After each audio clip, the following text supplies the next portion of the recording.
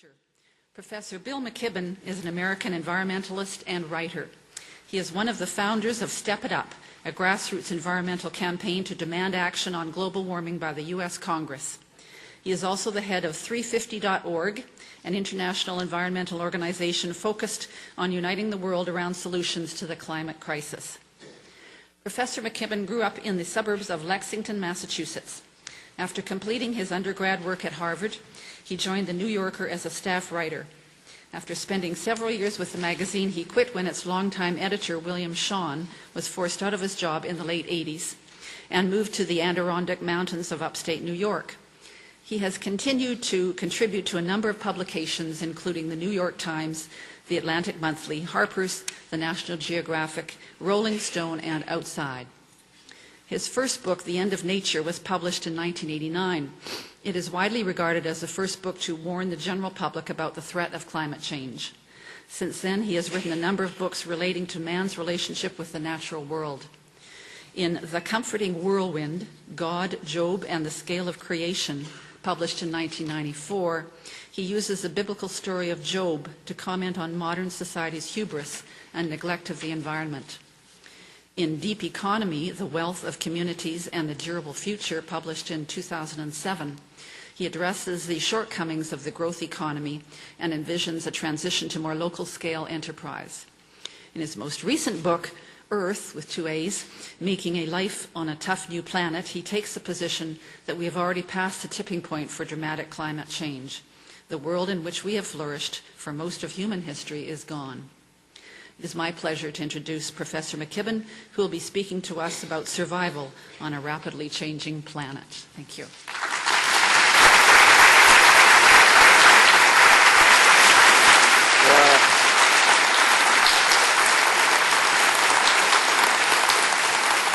Thank you so much for that kind introduction. And Peter, thank you so much for having me here. I've been looking forward to this for a long time. It's a great pleasure for me to be here. It may be more of a pleasure for me than for you.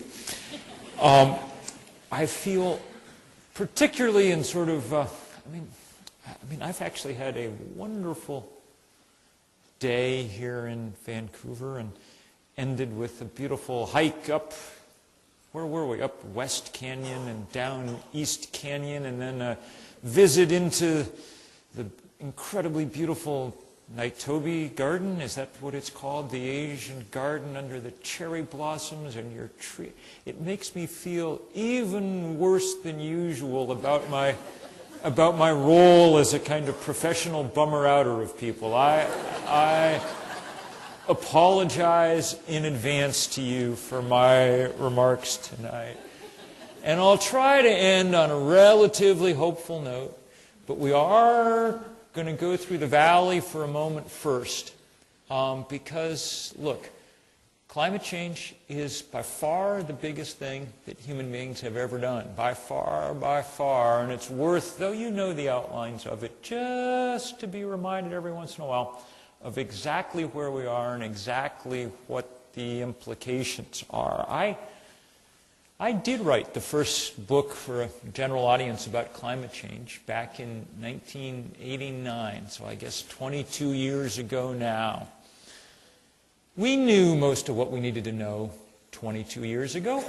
We knew that when you burn coal and gas and oil, you put carbon into the atmosphere. And we knew that the molecular structure of CO2 trapped heat that would otherwise radiate back out to space.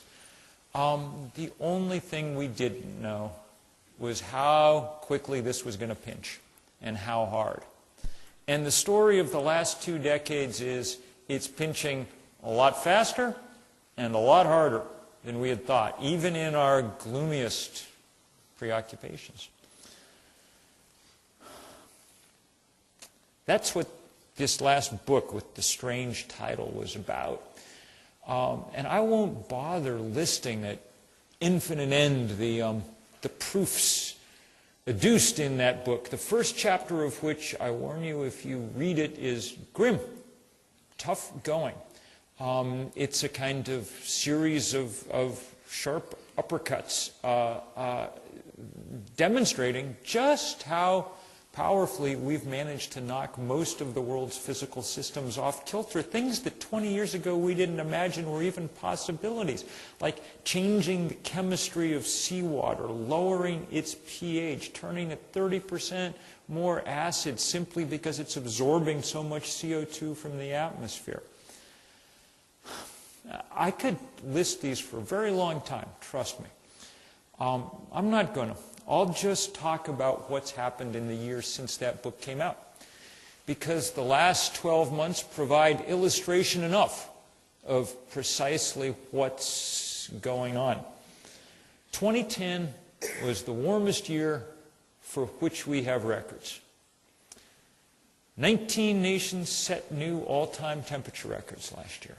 Some of those records were extreme. I was telling people yesterday about talking to our 350.org colleagues in Pakistan in June. One day we were just on the phone making plans, and one of them said, "It's very hot here today." And I was surprised to hear him say it. It's usually hot in Pakistan in June. No one would remark. He said, "No, it's really hot. We just set the new all-time Asia temperature record. It was 129 degrees Fahrenheit." Okay? When you have heat like that, all kinds of things happen. You're privy to some of it as you look north in Canada. The Arctic has continued its precipitous melt. Sometimes I think it's such an enormous effect that it's almost hard for us to see it, simply because of its size. Go back and find one of those pictures that came back from Apollo 8. You remember those first pictures of the Earth as viewed from outer space 40 years ago. Those were beautiful pictures, and they are as out of date as my high school yearbook photo, you know. There is about 40% less sea ice in the Arctic than there was then. That's an astonishing change in a basic physical parameter.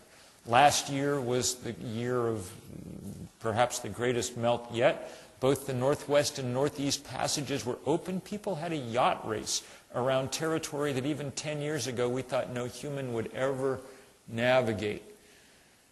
And of course the effects of that on the surrounding land are enormous as that tundra begins to thaw and the methane beneath it begins to leak into the atmosphere, and as one of the great ecosystems of the entire world begins to unravel. In fact, more than begins, unravels with astonishing speed. Across the world, in Russia, last summer they had a heat wave of epic proportion. It had never reached 100 degrees in Moscow. It was above 100 degrees for 8 straight days in the beginning of August, and that was enough not only to cause enormous forest fires and peat bog fires, it was enough to really scare the Kremlin. Their drought was severe enough that they decided to stop all grain export to the rest of the world. Russia's the 3rd biggest grain exporter on the planet. Within weeks, the price of grain around the world had gone up about 70%, which means that there are lots and lots and lots of people tonight not eating anywhere near as much as they would like to be eating for dinner because they can't afford it. Maybe the thing that became clearest last year and sort of scariest of all was just how massively we've managed to screw up the hydrological cycle, the way that water moves around the planet. The physics of this are quite simple. Warm air holds more water vapor than cold. Okay?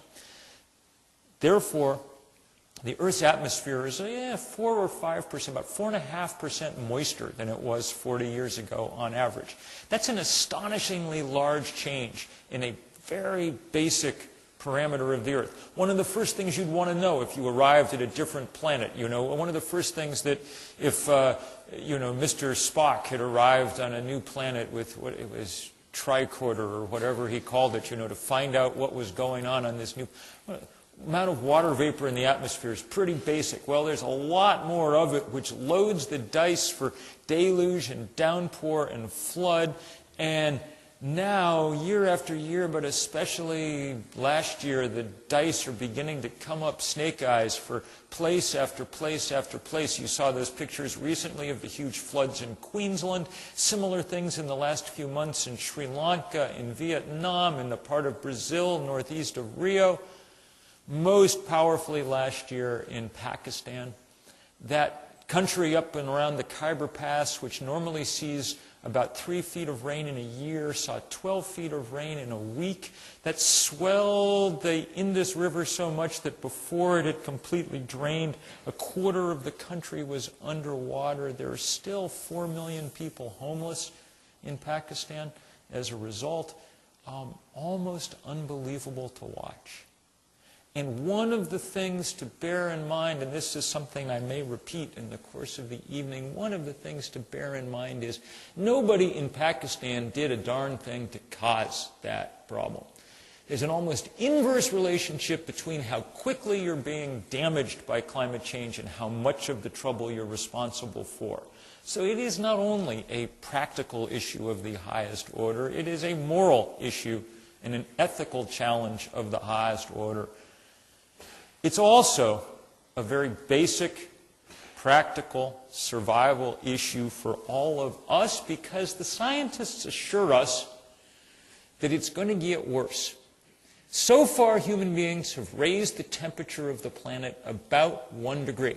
We've added about 3/4 of a watt per square meter of the Earth's surface of extra solar energy. That's been enough to cause the changes that we've so far seen. There's probably about another degree Celsius in the pipeline from carbon we've already emitted. It takes a while for it to fully express that heat in the atmosphere because the oceans hold it for a while. But we're thinking there's another degree already in the pipeline. What the climatologists tell us is, unless we get our act together very quickly, and by getting our act together, I mean ceasing to burn coal and gas and oil far more quickly than governments or economic actors at the moment are planning to do it. Unless we get our act together very, very quickly in the next few years, the climatologists are robust in their consensus that 1 and 2 degrees will be 4 or 5 degrees before the century is out, taking us way beyond not just anything we've known in human history. We're already probably past that, but to temperatures much higher than any time before the beginning of primate evolution, a completely different planet. If 1 degree melts the Arctic, we do not want to find out what 4 degrees will do. Everything that we can predict about it is deadly, including the fact that our main crops on which we survive don't do well when the temperature gets markedly higher than it is now. They've evolved for this world too. The new data from Stanford and the University of Washington would indicate that we could expect reductions in grain yields of 40 or 50% if the temperature goes up 4 or 5 degrees. That alone would be enough to make the world, the civilizations that we've built on it, impossible. For 10,000 years, we've built civilizations in a time of benign stability, a period that scientists call the Holocene. We've managed in very short order to bring the Holocene to an end. The only question now is how chaotic and how crazy the world to come will be, and it depends entirely on how swiftly and bravely we move to do something about that problem. And something big, not something around the edges, but a central transformation of our energy economy. Okay, we're through the worst. You can take a breath. I apologize.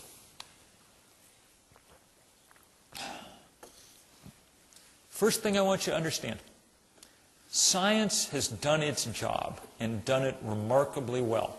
The scientific method, the dialectic that we're used to, took this extraordinarily difficult problem in physics and chemistry, and in a relatively short order, a decade or a little more, managed to reduce it to a workable consensus. This Intergovernmental Panel on Climate Change produced a working consensus that is plenty to tell us where we need to go.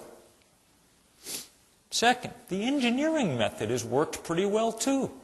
20 years ago when we talked about solar power or wind power, we kind of did it with our fingers crossed because it wasn't ready yet. You know, it was still kind of something that we sort of hoped would happen. Well, it's happened in many ways. The fastest growing form of electric generation around the world is wind, although it starts from such a small base that we need to make it go up much faster if it's going to make a huge dent in this problem. But we know how to do it. The technology increasingly is there. The scientific method worked. The engineering method worked. As well as they worked, that's how badly the political method has failed over that same period. Okay? As a civilization and as nations, we have managed to do essentially nothing so far. Nothing that really matters. BC has come as close as any place on the planet to actually beginning to take some small steps along this regard. The carbon tax and things were at least beginnings of some idea about how one might begin to respond. But that's the biggest step anyone's taken in the world, gives you some idea of how feebly we've moved to address the biggest thing that's ever happened. The U.S., this chief source of this problem, responsible for almost 40% of the greenhouse gases in the atmosphere historically, has had a 20-year bipartisan effort to accomplish nothing at all, and it has succeeded admirably. Last week, the U.S. House of Representatives voted 240 to 178 to defeat a resolution saying that global warming was real and a problem. Okay? Writing their own, I guess, sort of imagining that because they're allowed to amend the tax law and the penal code and things, that they're also allowed to amend the laws of nature, that they get their own physics and chemistry, but you don't, and that's the problem. The question becomes how to change that, what to do, how to make that kind of transformational change happen in the very short time that physics and chemistry is allowing us. I'll talk about for the rest of the evening, and I'll try to do it as quickly as I can. But I want to begin by saying that as I do, I leave the realm of the hard and factual. Everything I've told you so far I can footnote, but we go into the realm of talking about movement building and politics and things. There are no hard and fast rules, and no one is an expert, and that's particularly true of me. Though I've spent the last few years trying to build these big movements, it's not my character. I'm a writer. Given my druthers, much as I like you all, I'd really rather be in my room typing, you know. We're sort of self-selected against one. I mean, if we could communicate effectively in other ways, we wouldn't be writers. We'd be normally socialized human beings, you know. It would be okay. But the reason that I sort of started doing this was at some point I realized that all the writing in the world that I was doing was getting very little done. I remember being on a trip to Bangladesh. Incredibly beautiful place. One of my favorite places on earth. Incredibly fertile and though crowded, 140 million people in an area the size of the American state of Wisconsin, nonetheless able to feed itself. Because it's so fertile and productive. But they're in big trouble. I mean, the Bay of Bengal is rising. The glaciers at the head of the Ganges and the Brahmaputra are dwindling. Over time, they'll be in serious trouble. When I was there, the trouble they were having, however, was not chronic. It was acute. They were having their first big outbreak of a disease called dengue fever. All mosquito-borne disease spreading like wildfire across Asia and South America. The incidence up about 200% in the last decade because that mosquito, Aedes aegypti, dearly loves the warm, wet world that we're building for it. In fact, it's occurred to me from time to time that if you were watching our planet through a telescope and trying to figure out what on earth they were doing down there, why they were changing the atmospheric composition, a reasonable hypothesis would be that we had embarked on a kind of planet-wide mosquito ranching operation, that was our plan, But they were having this outbreak of dengue, and it was getting tons. It was the only story in the news because it was new, and there were lots of people dying. I spent a lot of time in the slums there, so eventually I got bit by the wrong mosquito. I was as sick as I'd ever been, but of course I didn't die because I was strong and healthy going in. I remember going down to the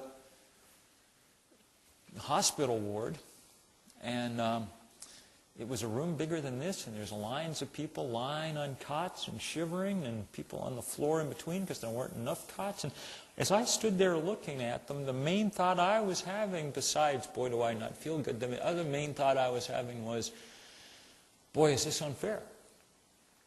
Those 140 million people, when the UN tries to measure how much carbon each country in the world emits, you can't get a number for Bangladesh. It's a rounding error in the calculations. Those of you who've been there know that the bicycle rickshaw is still the main means of transit, that most people aren't connected to the electric grid. They're not causing the problem, but they're suffering from it. And when I got back home, I wanted to do something more than right, but I had no idea what to do. I'm a writer. I live in Vermont, the second smallest state in the Union. I'm out in the woods.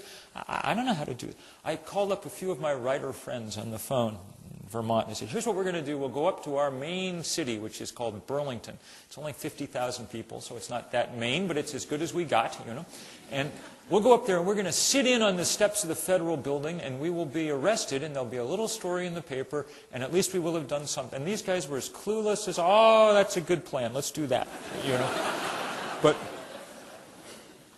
one of them happily called up to the police in Burlington. What'll happen if we carry out this intrepid stunt?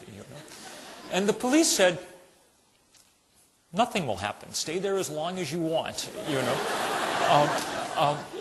So we had to recalculate, and I just sent out emails to everybody and said, we're going to go for a walk. And we left 2 weeks later from Robert Frost's old summer writing cabin up in the Green Mountains, because he's kind of our patron saint in Vermont, and we hiked for 5 days along the road, and we slept in farm fields at night. Now, I'm a Methodist Sunday school teacher, so I'd called up all the Methodist churches en route to make sure that there would be potluck suppers, sort of the Methodist sacrament would be available, as we walked, and it was great. And we got to Burlington, and there were 1,000 people marching. Now, y'all are citizens of a great and sophisticated metropolis, so to you, 1,000 people is nothing at all. But in Vermont, with the possible exception of University of Vermont hockey games, it is as many people as ever assemble. I mean, the cows were running in terror from the fence line as we went by. And it was enough to get all our candidates for office to come and meet with us down by the shore of Lake Champlain. You guys are in the middle of election right now, so they all came down, and they not only came down, they signed this piece of cardboard we'd been carrying hither and yon across the countryside that said, if I'm elected, I'll work to cut carbon emissions 80% by 2050, which at the time was a very radical proposition endorsed only by scientists, not by politicians. But they all signed. And not just the liberal Democrats, the conservative Republicans. The woman who was running on the Republican ticket for Congress and who almost won had said 2 months before, I'm not sure global warming is real, more research needs to be done. Well, it turned out that the more research that needed to be done was on the topic, how many people will walk across Vermont and ask me to change my mind? And empirically, 1,000 was sufficient, because she signed. That's good. That's the way it's supposed to work. We were pleased. The only thing we weren't pleased was to open the newspaper the next morning and see this story that said that 1,000 people was likely the largest demonstration about climate change that had yet taken place in the United States. And when we saw that, we said, no wonder we're losing. we have the superstructure of a movement. We've got Al Gore, we've got policy experts, we've got economists, we've got scientists. The only part of the movement that we somehow forgot was the movement part. There's nothing there to give it any kind of heft, you know? And maybe we can figure out how to do this. When I say we, I mean me and 7 undergraduates at Middlebury College, where I teach in Vermont. They were seniors, so they weren't done with college, but they were pretty much done with college, if you know what I mean. And we set to work, and we didn't have any money or anything, but we just sent out emails to people saying, do this same sort of thing on this day in April all around the country. And it turned out that there were lots of people around America who had already changed their light bulbs and already figured out that that was not going to solve this problem. They were suffering, as we always all do, from the same worry, that in the face of this enormous problem, we're so small and our efforts are so insignificant, what point could there be? But the mere prospect of doing the same thing on the same day all over the country was kind of tonic to people.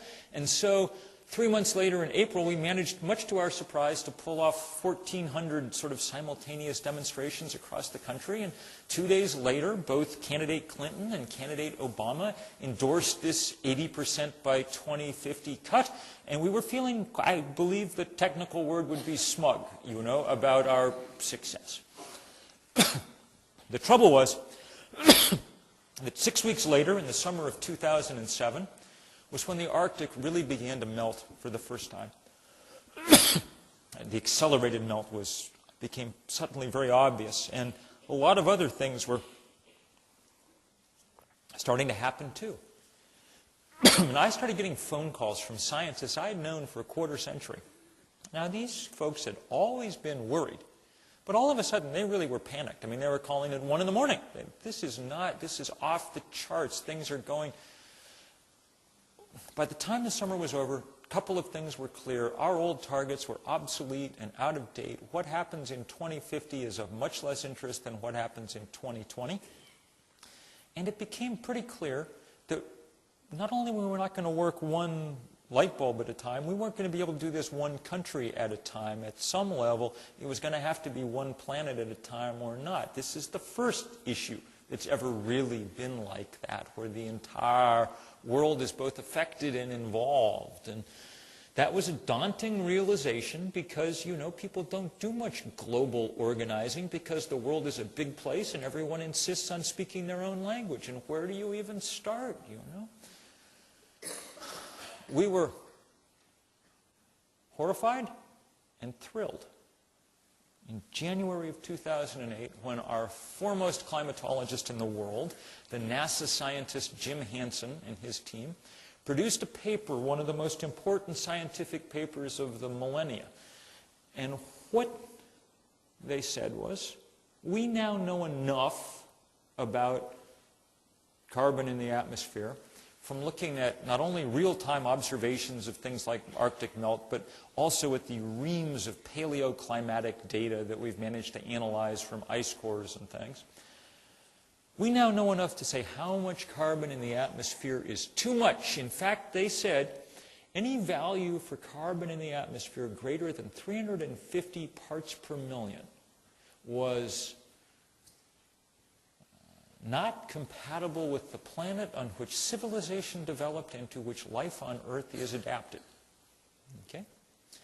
That's strong language for scientists to use. And it's a lot stronger language when you realize that outside today, in Vancouver and Vienna and Vietnam and every place else, the atmosphere is 390 parts per million CO2. We're already way too high. Going up about 2 parts per million per year because we've burned so much coal and gas and oil. That's why the Arctic is melting. And so it was horrifying to read that paper because it let us understand at some visceral level for the first time that there was no way we were going to stop global warming, prevent it from happening. It was already, as we could tell by watching the Arctic melt, but just in the most basic scientific terms, it was well underway. So horrifying, a kind of wake-up call for our species. But as organizers, it seemed to us like it was a kind of useful thing to have this number, because it dawned on us that Arabic numerals are the one thing that do go around the world easily, that they work the same way wherever you are, you know. You wouldn't normally choose a wonky scientific data point, 350 parts per million CO2, as your rallying cry. It lacks, you know, it's sort of not like I have a dream or something like that, you know. But it does have this virtue of being able to go anywhere. And so we decided we'd see what we could do. And that was a good advantage. We needed some advantages. We had some others. These 7 kids had now graduated from college, so there were no more papers and exams and things. That was good. And there are 7 continents, so that matched up nicely. Each one took one.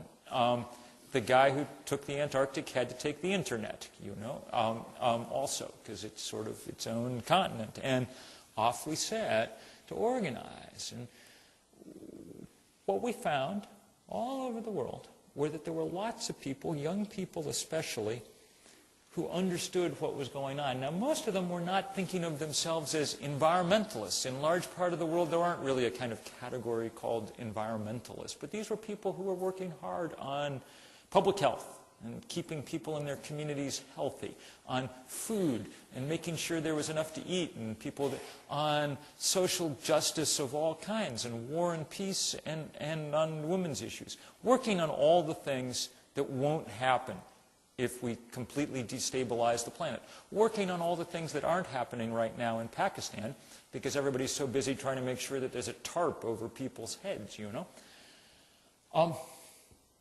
We did these training camps for young people, one in Turkey for Central Asia, one in the Caribbean, one in Johannesburg. We brought a couple of kids from each country in Africa down. Most had never been on an airplane before, but they instantly understood what we were getting at. And we had a week of organizing, and then they fanned out back across the country to go to work in their own places. We didn't hear much from them because the internet's still pretty notional across much of that. You can't just Skype people all the time, but we knew they were working. We didn't know how well this would come together because we were doing it without money or resources or big organizations or things. But we had our, I told this story yesterday and I hadn't thought of it well, so I'll tell it again because I want to show the picture again. I hadn't shown these pictures in a while. It's a good story, at least I like it. We got the idea that this might perhaps going to work 2 days before the big day we'd set. We told everybody to do something on October 24th, 2009. On October 22nd, we were sitting in our little office in downtown New York, and we got a phone call. And it was from one of these girls that we'd worked with. She is 18 in Ethiopia, in Addis Ababa. And she said, she was in tears. She said, the government took away our permit for Saturday. Organizer's worst nightmare, you know, and it's like, so we can't do it. So we're doing it today before they can stop us. We're so sorry. We don't want to jump the gun. We were so looking forward to doing it with everybody else. We hope we don't spoil it for everybody else. And there are 15,000 people right now out in the street in Addis Ababa chanting 350. And we were like, don't worry about the date. That's good.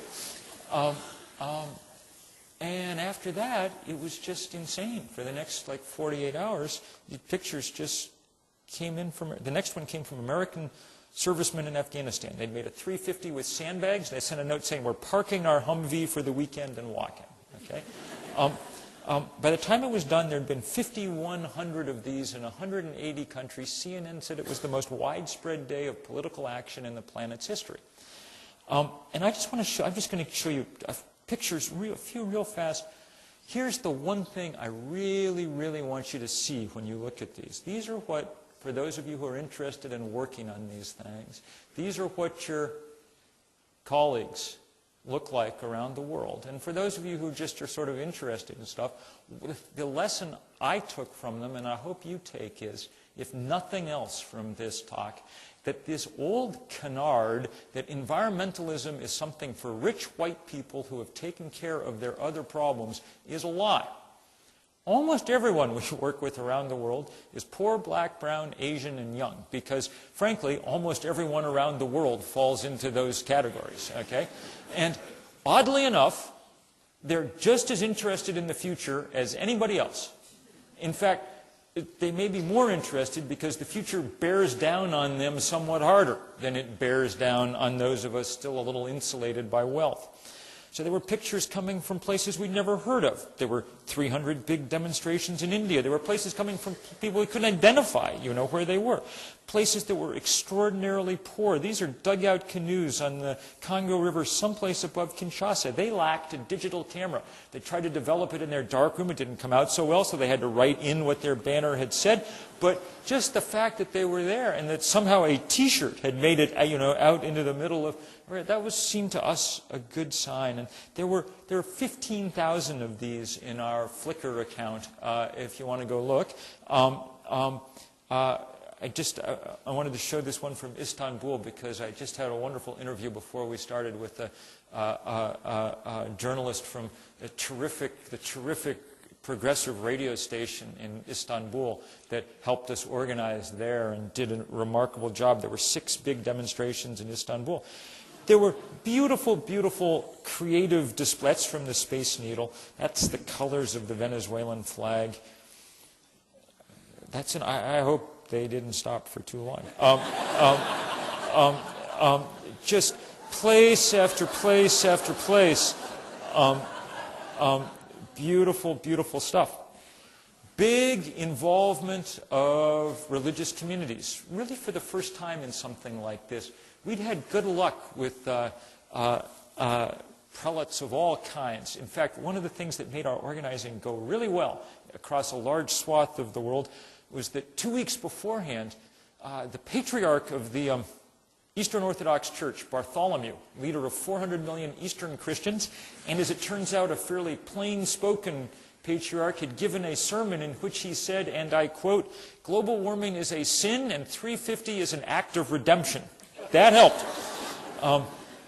That's the head of Muslim South Africa, the head of kind of native traditions. Behind them, Archbishop Tutu's successor is the Anglican Archbishop of South Africa at the head of a huge multi-faith march. It's a Pentecostal school someplace. That's the most important evangelical college in the U.S. where Billy Graham went to school. Even a few years ago, there would not have been an environmental. They would have been viewed as sort of suspiciously pagan or something. It's a very good sign that it's now moved well into those communities, and they've become some of the best backers of this work any place in the world. I'd been to Bethlehem to do a little organizing. The Dead Sea is shrinking very dramatically as the planet warms.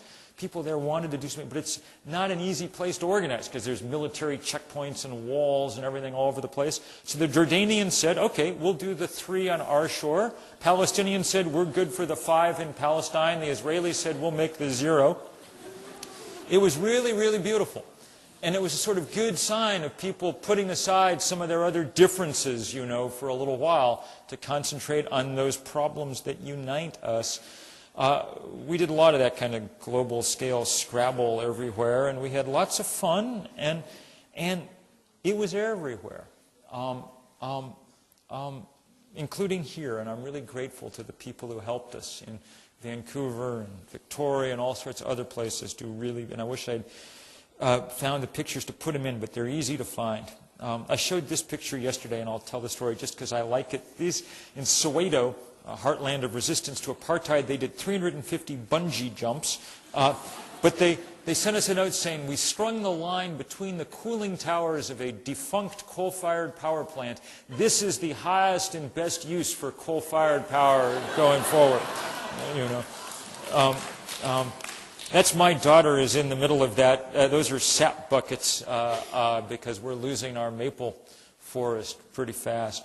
300 big demonstrations across China. Now, one of them did get busted up by the police, but the other 290-some went off. That's the China Youth Climate Network, and behind them they can make a human wind turbine. If you look closely, you can see the world's largest wind farm in Inner Mongolia. Big help from all over the world, from unlikely places. That was the smallest demonstration, and one of the most... and one of the most beautiful. She started out with a ton of her friends, and they had to go through about 6 U.S. military checkpoints, and not surprisingly, most of them got scared eventually and left. But she wanted to go on Ola to the site of the Hanging Gardens of Babylon, and she's just great. She's one of my, we brought her to Copenhagen later, and fantastic. The Maldives, if there's any country in the world that's engaged in this fight, it's the Maldives, a paradisical country in the Indian Ocean, entirely Muslim, incredibly beautiful. Highest point in the 1,200 island archipelago is about 1.5 meters above sea level. Okay? Their student government association held this meeting in the lagoon to demonstrate their plight. The government itself, led by its wonderful president Mohammed Nasheed, he trained all his cabinet to scuba dive so that they could hold an underwater cabinet meeting on their dying coral reef and pass this resolution to send to the UN demanding action on this 350 target. Okay? And they're not just doing political action. This not very rich country has announced that it will be the first entirely carbon neutral nation in the world by 2020. And they are putting up windmills and things just as fast as possibly they can from one end to the other. It should shame us to some degree to watch this happening in places like that.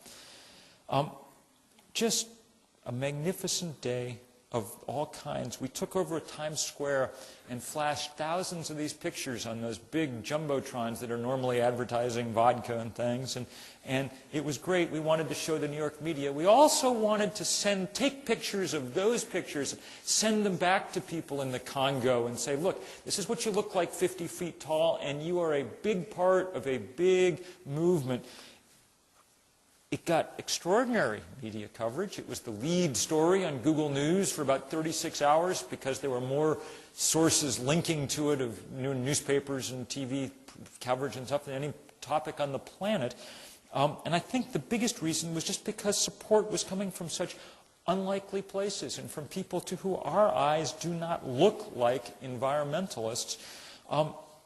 Those guys, you know, those are some oil-rich sheikhs in their oil-rich sheikhdom, but they're smart oil-rich sheikhs. Behind them is the edge of the world's largest solar array. You know, they're figuring out what's up and what's coming.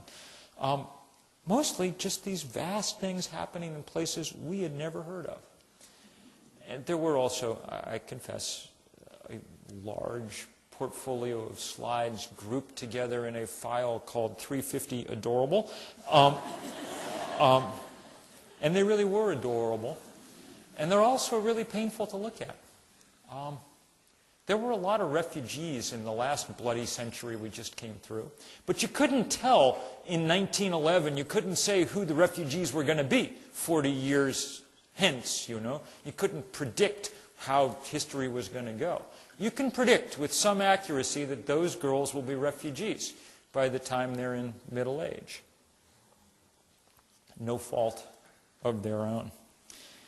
I wish I could tell you that all this had carried the day. It obviously didn't. We got to Copenhagen 6 weeks later with a lot of momentum. That was really good. We convinced 117 nations to sign on to this 350 target. That was pretty good. We were, you know, I mean, we started with 7 college kids and no money, and we felt 170 was good. The trouble is, of course, they were the wrong 117.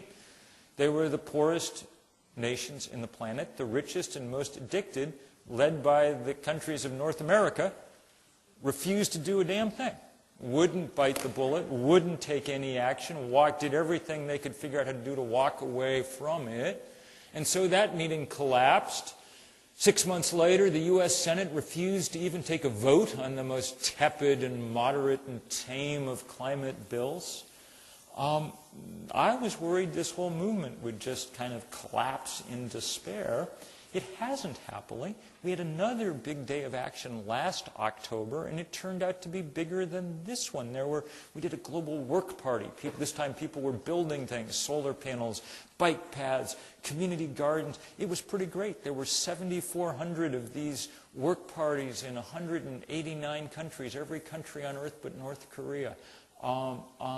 It was It was grand. And still, of course, not enough. Not anywhere near enough. We're just beginning to figure out how we're going to do this. There'll be another one of these global days of action this year, and we need your help. It'll be on September 24th. Circle it on your calendar.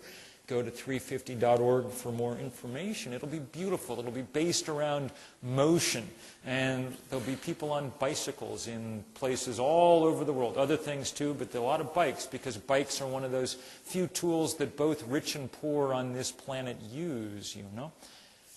But we're under no illusions that that is enough. What's become clear over the last few years is that the goal, the technique that we're going to use to win this isn't what we thought it was. It isn't enough merely to provide our leaders with information about what's going wrong and how they might solve it. They know that by now, and they're doing nothing. And the reason that they're doing nothing is because of the financial might of the fossil fuel industry, which has been enough to stall any kind of progress. And when I say financial might, I mean it. This is the human activity that has produced more money than any other, is the discovery, refinement, and combustion of fossil fuels. ExxonMobil made more money last year than any company in the history of money. Okay? In our political systems, especially in the United States, a little bit of money like that is enough to stall action for a long time. And that's what they've achieved. And until we can take them on, we're going to lose. So we're trying to be a little tougher. We're having a big campaign across the United States this year to take on the single most powerful lobby in the United States that's blocking action. It's a group called the U.S. Chamber of Commerce. Okay? It's not like your local Chamber of Commerce. Those are my town. The local Chamber of Commerce supervises the Chili Festival. They do an excellent job at it. Okay? We like them. The U.S. Chamber of Commerce isn't like that. It claims to speak for all American business, and in fact they have these foreign subsidiaries, the American Chamber of Commerce in Thailand or China, and I think in Canada as well. They claim to speak for all businesses, but in fact 55% of their budget came from 16 companies. Now, they don't have to tell anybody who those companies are, but it's darn easy to figure out who they must be, because their main legislative agenda is making sure that the planet warms up as fast as it possibly can. They've lobbied against every even modest attempt to do anything, and they've done it in the most strident terms. Last year, they filed a brief with the Environmental Protection Agency saying that they should not regulate carbon because in the event that the planet did warm, humans would be able to adapt their behavior and physiology in order to deal with the warmer planet. Not that their 16 blessed companies should adapt their business plan to a world that ran on sun and wind, but that all human beings for all time should adapt their physiology to deal with this problem. It's unclear to me even what they have in mind, you know, grow gills. I don't know. But it's crazy. And if someone came up to you on the street in Vancouver and told you that their plan for dealing with global warming was that you would adapt your physiology, you would step around them in the street and go on.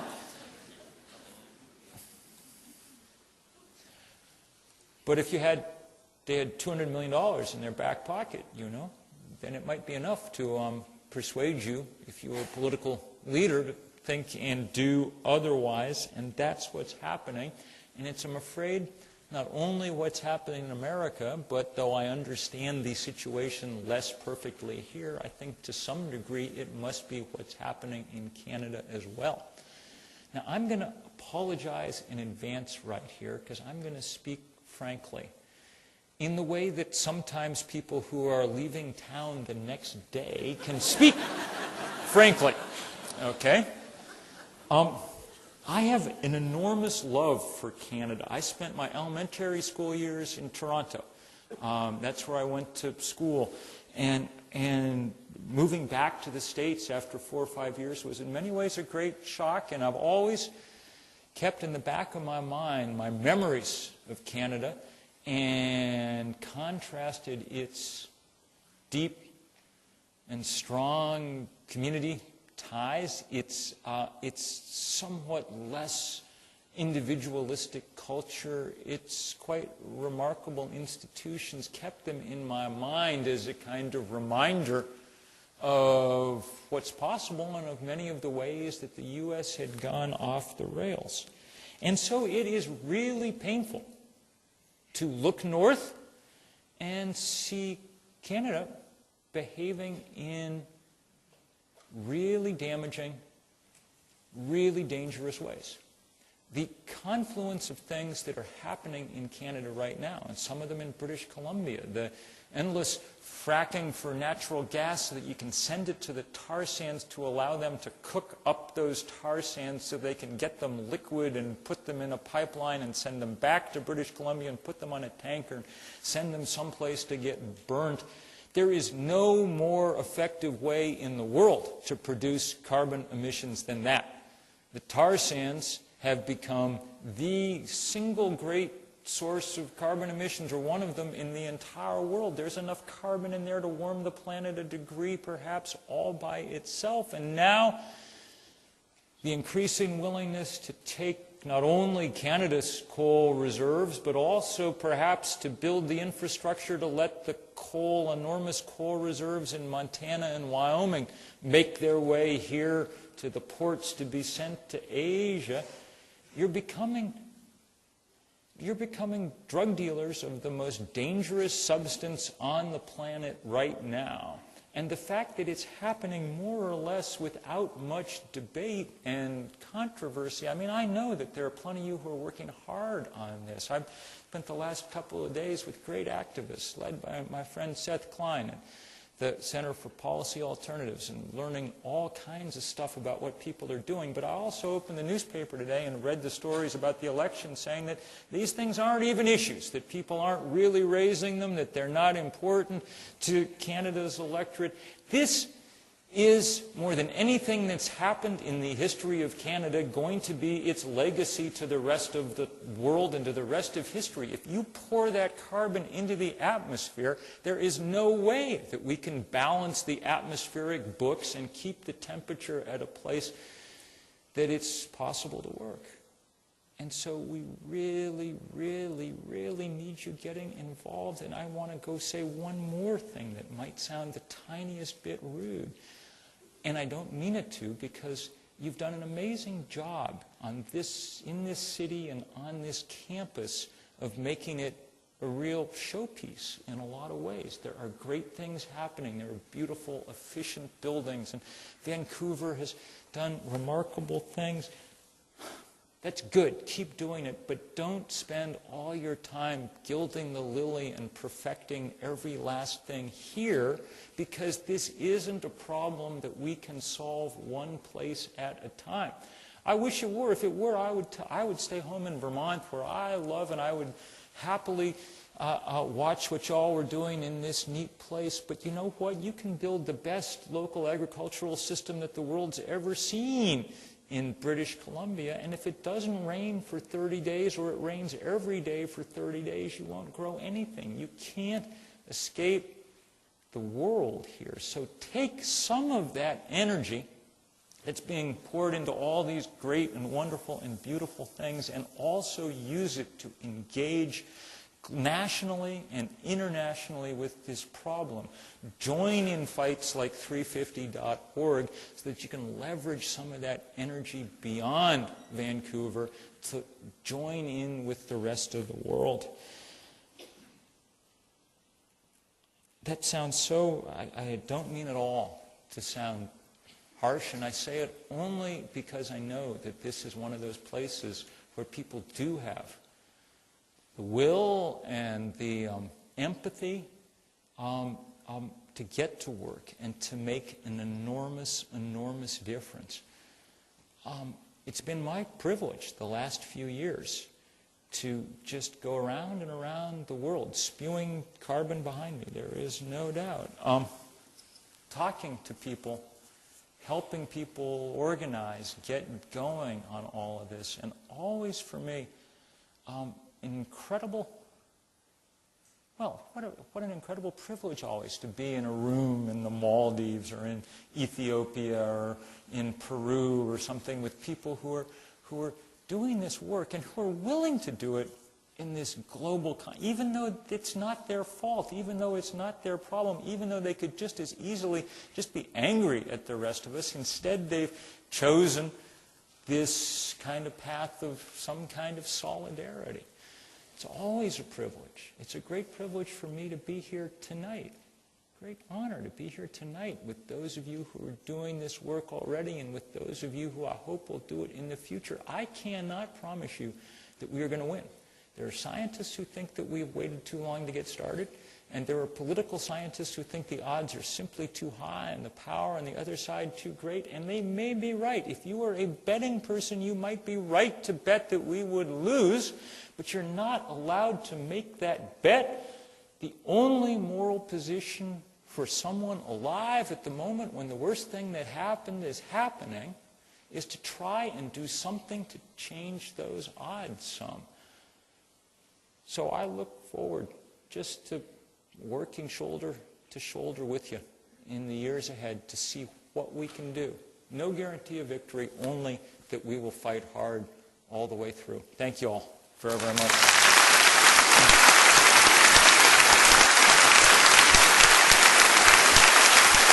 Thank you.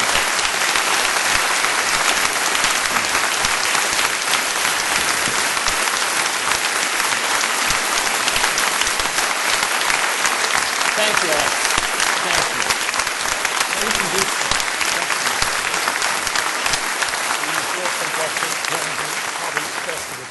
Yep. Okay. It's completely all right to leave if you've got places to go, and if there are people with questions or comments or abuse or whatever, I'll try to repeat the questions back in part because we're joined, I think, by a bunch of people in various places kind of online watching a webcast, so I'll repeat them and make sure they can hear too. You've given no practical prescription, and I'm sure you've been told that Canada is headed probably for a conservative majority government next for a while. That's a party that, up until about 5 or 7 years ago, refused to acknowledge global warming at all. And when they found that it was politically untenable, they got environmentalists. So, given the actual reality of the political situation, how do you see resolving it in any kind of way? So, two questions here. One is, what's the practical prescription, and the other is, how do we get there politically? Look, the only lever that we have that's big enough to pull that's going to get action in the time that matters is the lever of price. We have to send a stiff signal into our economic system. We have to raise the price of carbon. We have to raise it quite a bit. We have to do that in a way that doesn't bankrupt people. The BC carbon tax is a small sense of how that might begin, but it probably needs to be designed more powerfully than that and ratcheted up faster if it's going to get anywhere. It's not going to happen politically unless we build this movement to a much larger place and do it fast. And that's the only thing that I think can make it happen, because we're not going to match, my guess is we're unlikely to match the financial power of the fossil fuel industry. I mean, I was in Calgary a few months ago, and there were skyscrapers exploding out of the soil, you know. I mean, it just, you could almost smell the money. And that money is palpable, and it's going to carry the day unless there's a really strong movement that builds against it. And that means, you know, that means doing this kind of work at a much higher level. I don't know enough to tell you who to vote for or whatever. You'll figure that out. But the voting will be, at best, stage one of this. It's much more important, really, even to build that movement that can hold and push whoever is accountable. And remember that story I told you about the fact that, you know, we managed to take the quite conservative Republican in Vermont and, you know, in 24 hours by producing a sufficient number of people turn their head around on precisely this question. We need that on a scale magnified many, many, many times. I wish there was some secret or easy answer or some back door through which to go. We spent 20 years hoping that we could sort of persuade elites to do this on the sly and behind closed doors. When the cap-and-trade vote failed in the U.S. Senate last year, that was the kind of, I think, final death knell for that, and when Copenhagen failed. That's not how this is going to get done. If it's going to get done, it's going to be by a mass movement of people demanding change. That sounds very daunting. I'm not sure it's going to happen, but one's allowed to have a little bit of optimism in this year because we've watched people in places like Tunisia and Egypt in a matter of weeks topple tyrants who'd been there for a quarter century or more, and do it entirely nonviolently and simply by the power of standing up and demanding with great courage that kind of change. They need more courage than we're going to need. No one's going to shoot you for doing this. But what we need is the determination that they brought to it. I wish there was some other way. Yes? How does the Japanese nuclear accident in Fukushima change our picture for our energy future and what we can do about climate change? So how does the accident in Japan and the nuclear thing change the parameters of this fight? I think not. My guess is not too much, because I don't think nuclear was ever going to be an enormous part of this solution, not so much on safety reasons, mostly because it's an unbelievably expensive way to produce power. It only happens when you give big subsidies. Most places aren't going to do that. There's only in a few countries like China are we going to see really large-scale development of nuclear power in the next 30 or 40 years. I think the main thing that what happened in Japan may have done is at some level concentrate our minds a little bit about the need to start making progress. I wrote a piece for The Guardian right the next week saying the main thing that it sort of struck me about the whole thing was just a reminder of what a narrow margin civilization actually exists on. Now, that was a natural disaster that happened in Japan, an earthquake and a tsunami, but it knocked, it clearly knocked a large part of that highly civilized society over the edge very, very fast. We're reducing constantly that margin by changing the climate. We're taking that margin all the time and eroding it. And that should be, in some ways, the main lesson of I think, of Japan. And I think it probably should remind us that going forward, we do well to spend less time worrying about growth all the time and things, and more time worrying about durability and resilience and safety and security and all those sort of things as well. It was a pretty instructive moment, and I think it'll be very interesting to see how the Japanese interpret that experience. This year there will be 7 billion people on the Earth, and so the need for more food, more transportation, and so on. How can that work? The question's about population and about the fact that we're going past 7 billion people. So one can talk about population in several different ways. I wrote a book years ago called Maybe One, a kind of argument for single-child families in the West. So population is something I've spent a lot of time thinking about. It's very important. But at this point, one can talk about it in many ways as a great success story, too, for human beings. 30 years ago, the average woman on this planet had 6 children. That number now is 2.6 and continuing to fall very fast. The demographers say we're going to go from 7 billion now to about 9 billion at the middle of the century, and then our human population will plateau and begin to drop. It's not going to double again or anywhere close to it. And the reason for that is that people got their act together. We figured out, not we so much, people in the developing world figured out what it would take to slow down their birth rates. And what it took, to some degree, was the availability of contraception and things, but much more importantly, what it took was the education and the relative empowerment of women.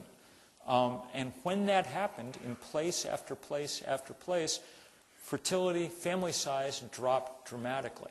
Now, 9 billion will be harder to deal with than 7, but most of that growth is coming in places that use so little energy that it's not the driver of climate change. And we forget just how vast that gulf is. The average North American family uses more energy between stroke of midnight on New Year's Eve and dinner on January 2nd than the average Tanzanian family uses in the course of a year.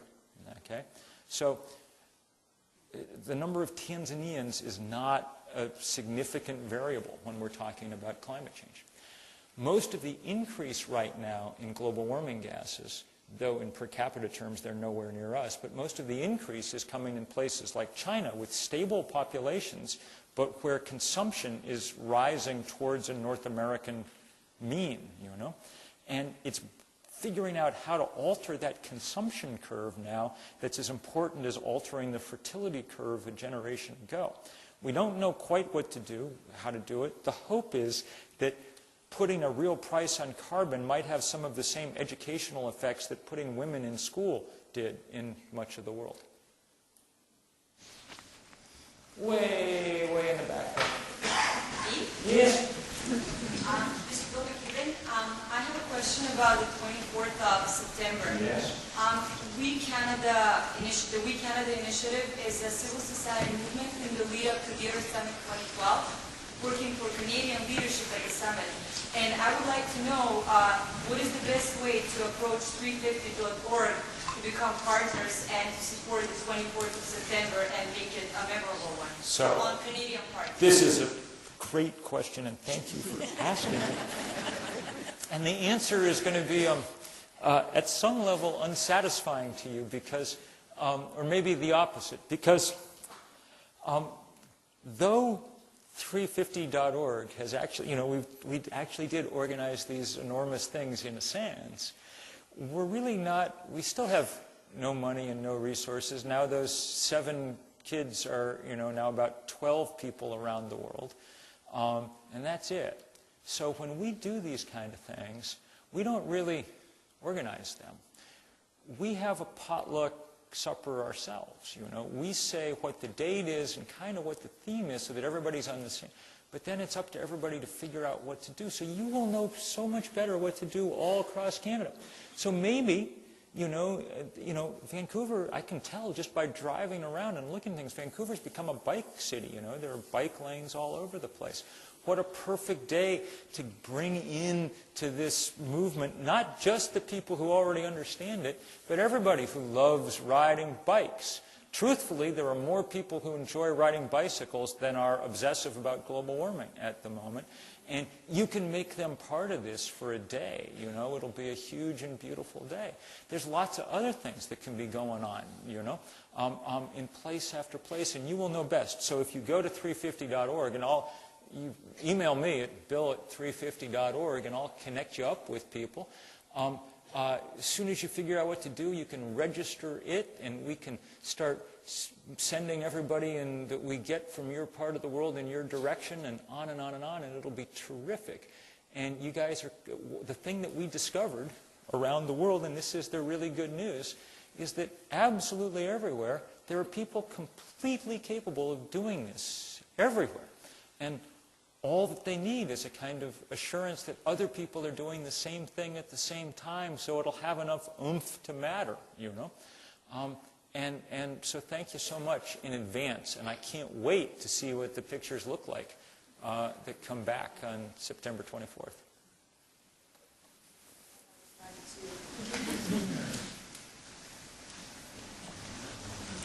Can you speak to the role of civil disobedience in this movement? Yes, I could.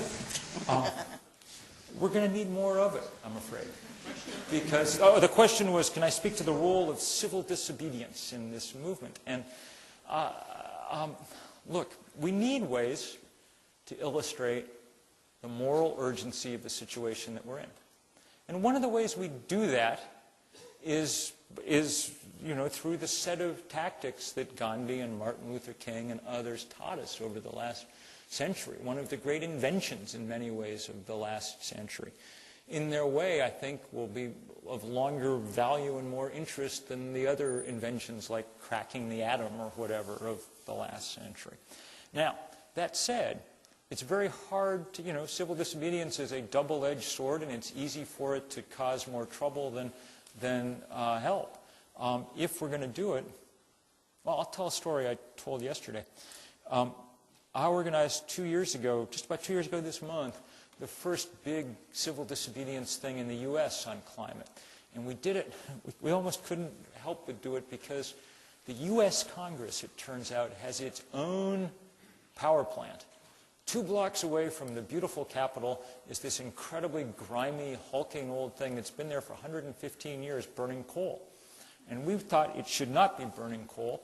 And so a few of us, the great American writer, my favorite American writer of all, Wendell Berry, a wonderful farmer essayist, he and I sent out a letter and said, come to Washington, we will going to sit in outside this power plant and try to get it closed down.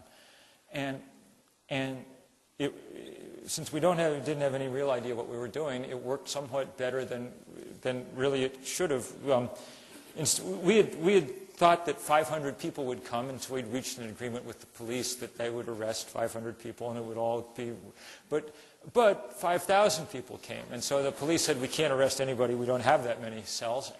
But it didn't matter because Nancy Pelosi and Harry Reid, who run the House, who ran in those days the House and the Senate, said, okay, we'll shift it off coal, and so it's, 1 down, 600 to go. But the key thing, and here's the point I want to make about civil disobedience, we were thinking hard as we did this how not to give the usual picture, which is, a bunch of kind of raggedy folks angry at everything and looking threatening and kind of nutty and whatever else. So we said, if you want to come to this, you only can come, we don't allow you to come unless you're wearing your Sunday best.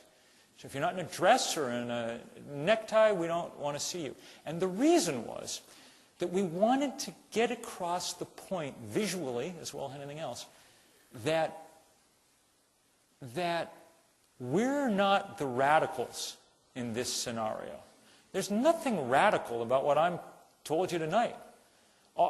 Just the opposite. The radical proposition is, let's pour a lot of carbon into the atmosphere until the atmospheric composition that's worked for the last 10,000 years is completely shifted and just see what happens. That's crazy, okay? That's radical at the most root level. If there was ever, no one ever thought, if the Soviet Union had been doing that secretly, if they'd had like secret carbon dioxide factories, we would have bombed the hell out of them, That's completely radical. We needed a way to say, in this instance, really, we're kind of the conservatives, We're trying to preserve the Earth in something like the form in which we found it, a basic conservative task.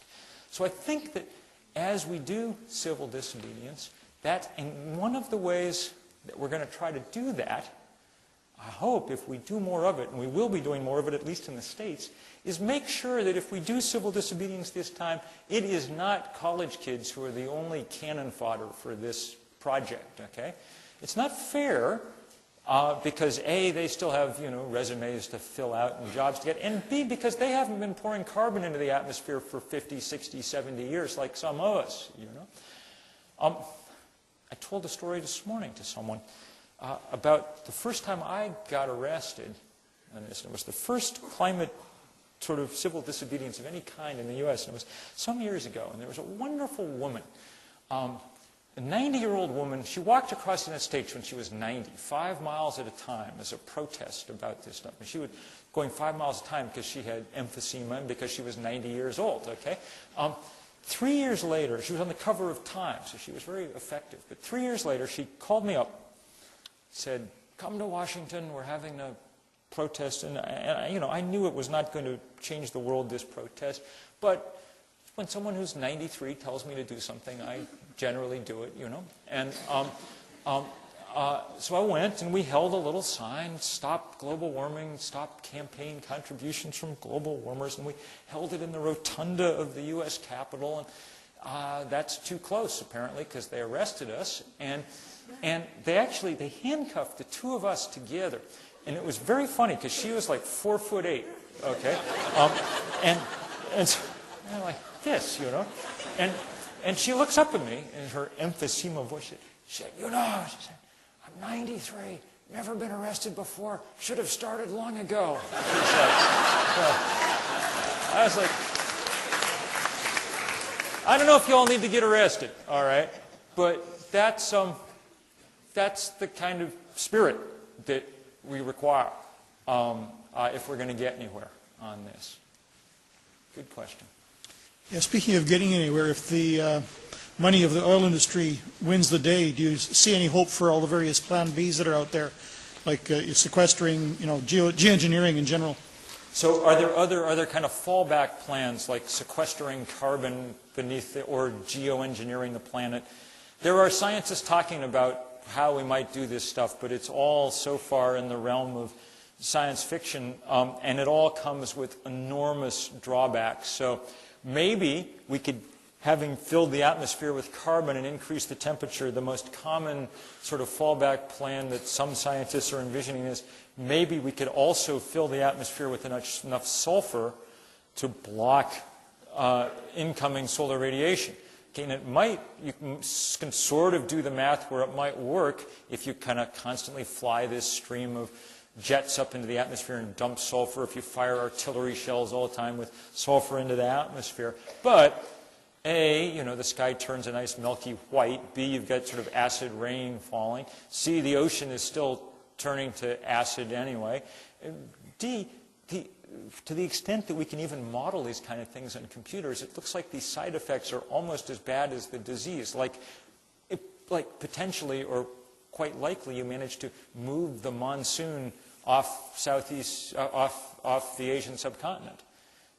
At which point, there's only 2 billion people or so who depend on it for dinner.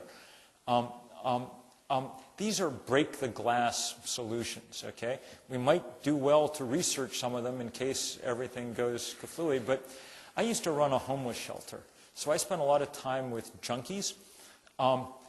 This is the kind of logic that junkies bring to problems, okay?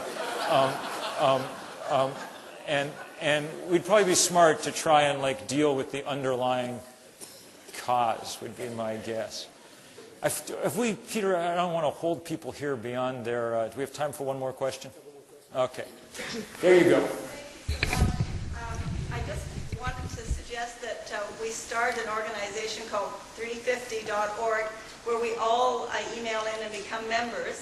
And then if people want to get a body of like-minded people near them to do a demonstration, political demonstration, they can somehow be connected and email those people. And so that's one idea. And then we could, whether it's signing petitions or doing demos or just distributing tips and information to those people who really care about this.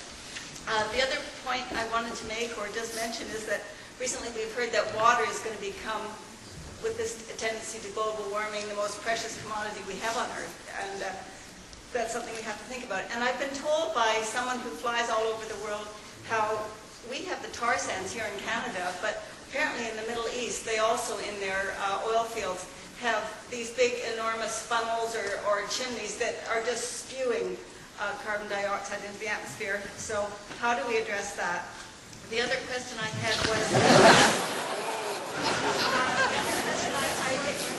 here to touch on, Monsanto is a great threat to our farmers here in North America and elsewhere in the world for producing genetically modified or diverse crops. Let's deal with these in order. We've actually already started this thing called 350.org, and you can sign up, and it works great, and it works just the way you described. And if people here sign up, we'll be able to connect you all easily within Vancouver, and it'll be great.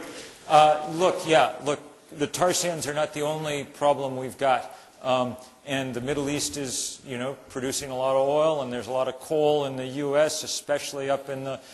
There's 6 or 8 of these great deposits of carbon around the world, and we've got to figure out how to deal with all of them. But you know what? Y'all don't worry about the Middle East for the time being. We'll get people to work on it. You guys, if you guys take care of Alberta, okay. We'll take care of the rest.